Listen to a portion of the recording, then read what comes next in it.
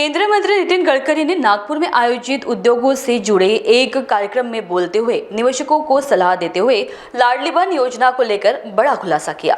एक व्यक्ति ने कहा कि 450 करोड़ की सब्सिडी आई है, टैक्स का पैसा जमा है। उन्होंने आगे पूछा कि उन्हें पैसे कब मिलेंगे। मैंने उनसे प्रभु से प्रार्थना करने को कहा क्योंकि कोई भरोसा नहीं है तो कब मिलेगा, ऐसा सवाल उन्होंने किया।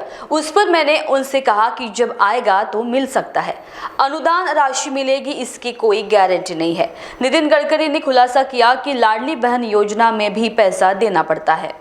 गोविंद डागा जी, राठी जी, सभी ऑफिस बेरर्स और उपस्थित सभी, विदर्भ में टूरिज्म बढ़ना चाहिए, इसके लिए विशेष रूप से प्रयासरत सभी साथियों, भाई और बहनों,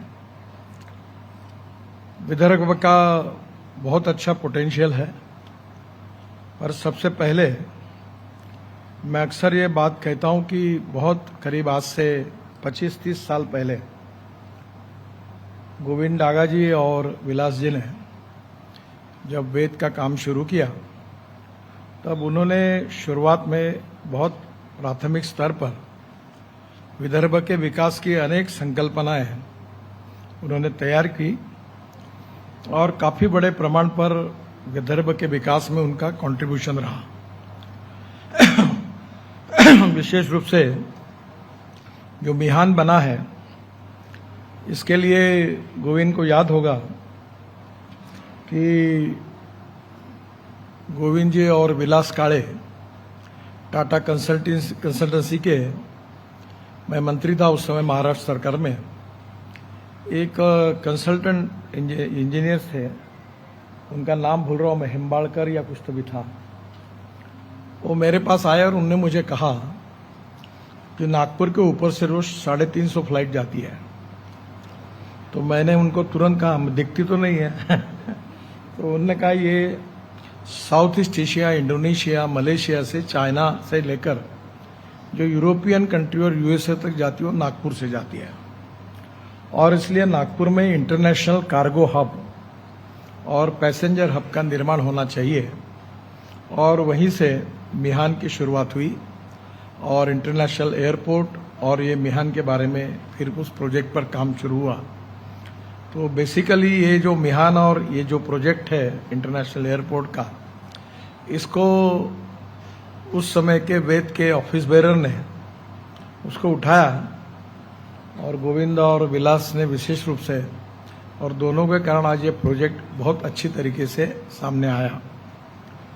अभी मिहान में 68,000 लोगों को रोजगार मिला है और आने वाले समय में लगभग हमारी सभी आईटी कंपनीज अब आई है।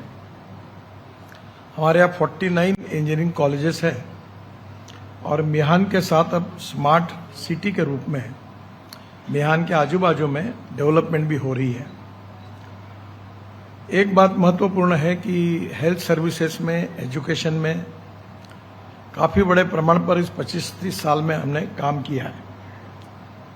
अभी इन्होंने जितनी समस्याएं बताई वो छोटी मोटी समस्या जो सबसे प्रॉब्लमेटिक है वो ये है कि विदर्भ में कोई 500,000 करोड़ की इन्वेस्टमेंट करने वाले इन्वेस्टर की सबसे बड़ी कमी है, और इसके कारण हमारे यहाँ बड़े बड़े प्रोजेक्ट नहीं आते। हम लगातार कोशिश करें कि कोई ना कोई मिले, पर वो हमारे यहाँ भी हाथ में लग नहीं रहे। परसों मेरे घर पर सज्जन जिंदल आए थे, आजकल उन्होंने वो MG हेक्टर कंपनी को टेक ओवर किया। तो मुझे बता रहे थे कि वो इलेक्ट्रिक गाड़ी आप देखो एक बार हमने तैयार की है। तो आज उन्होंने मेरे घर पर वो लांगिया जी लेके आए थे। तो मैंने उनको कहा कि सब गाड़ी वगैरह देखता हूँ और पहले कुछ नागपुर में शुरू करिए। इलेक्ट्रिक बस, इलेक्ट्रिक ट्रक, ये फ्यूचरिस्टिक डेवलपमेंट के महत्वपूर्ण आयाम है, पर अभी तक हमें ऐसा बड़ा यूनिट मिला नहीं है। बूटी बोरी भी MIDC एरिया में तो लगभग अभी काफी यूनिट शुरू है, काफी बंद है, और जो जमीन लेता है वो बेचता भी नहीं और नया यूनिट आता भी नहीं। और मैंने बहुत बार कहा कि ये जिनको जो यूनिट 5 साल में नहीं शुरू करते उनकी जगह वापस ले लो, तो वो होता ही नहीं, क्योंकि स्वाभाविक से जो करता भी नहीं शुरू और एक तरफ लोगों को बोलते हमारे पास जगह नहीं। मिहान में भी ऐसे ही है।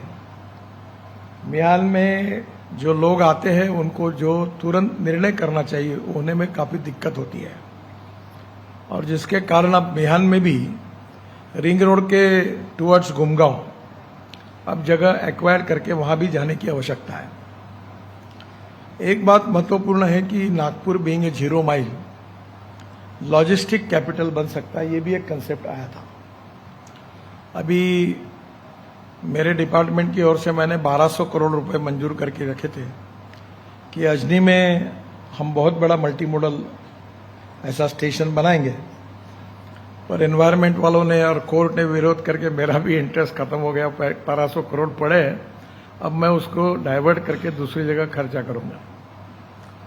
फिर देवेंद्र जी ने लॉजिस्टिक कैपिटल के रूप में 1200 करोड़ दिए हैं, और अभी सिंधी का ड्राई पोर्ट शुरू हुआ है, वहां जगह एक्वायर्ड करके नागपुर के फूड कॉरपोरेशंस के गोडाउन्स और सब उधर लेके जाएंगे, तो नागपुर में कम से कम जो ट्रैफिक कंजेशन का प्रॉब्लम है वो सॉल्व होगा।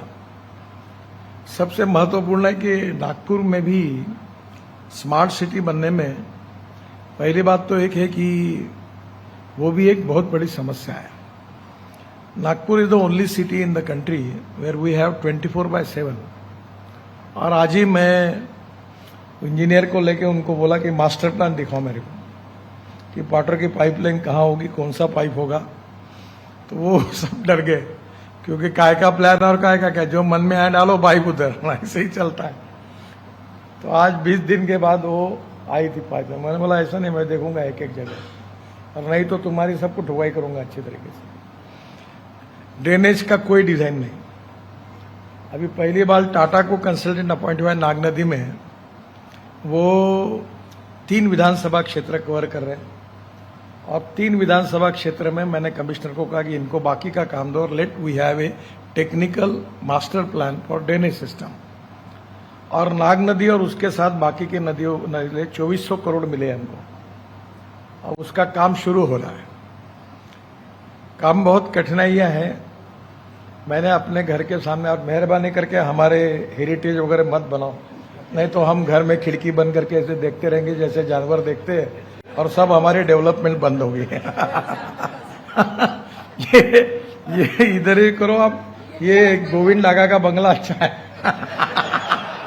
तो विलास काळे को बड़ा इंटरेस्ट है, काळे परिवार को, उनको हेरिटेज में उनकी घरों को पहले कर दो। हमारा राजवाड़ा भी बैंड बज गया, हमारे घर भी बाड़े बाड़े ही रहे, केवल सब हमारे बैंड बज गया। अभी मुश्किल से अभी मैं जाने वाला हूं रहने के लिए, और बड़ा इंटरेस्टिंग है वहां काम करना। मैं 7 वर्ल्ड रिकॉर्ड कर चुका हूं, पर मेरे घर के सामने के 2 किलोमीटर रोड बनाने के लिए मैंने अपने जीवन के 12 साल खर्चा किए। तो इसका अनुभव मेरे लिए बहुत अच्छा है। 9 डिलीट्स मुझे मिली, मुझे लगता है अब तो 10 का सब्जेक्ट वही, लेकिन उस पर मिलानी चाहिए। और अभी शहीद महान्यूज 7 के लिए विजय गावंडे, नागपुर।